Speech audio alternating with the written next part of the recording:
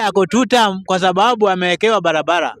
Kuwekewa barabara, it doesn't mean that you have to be in 2 term for you to be given nini barabara, ama ukue 1 term nini upewe barabara.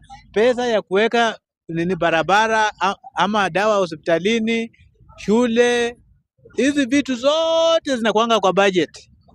Seti zilianza wakati nini wa ukoloni. Ni wakoloni hata walikuwa wanajenga barabara, hata wakora wanajenga barabara, hata waizi wanajenga barabara. So ukisema tutapiga kura kwa sababu eti ni mtu amekupea amekuwekea barabara, kila mahali barabara iko. Kitu inaumiza mtu ni maisha ya mwananchi. Maisha ya mwananchi ikienda juu, hauwezi ukaniambia eti ni 2 term ama ni 1 term. Na hawa viongozi wote mwenye ameweka barabara labda ni mmoja na ameenda akachukua pesa kwa national government ndio akakuja akatuwekea barabara. Huyo lazima ndio tunaweza weka marking scheme yake.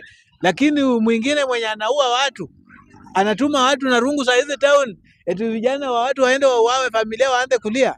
Kweli utasema eti huyo eti ni 2 term? So mbunge wenzangu hapo, hatutakubaliana. Maendeleo kwa mwananchi ni kitu ya lazima, sio kitu ya kubembeleza. Maendeleo kila mwananchi apate.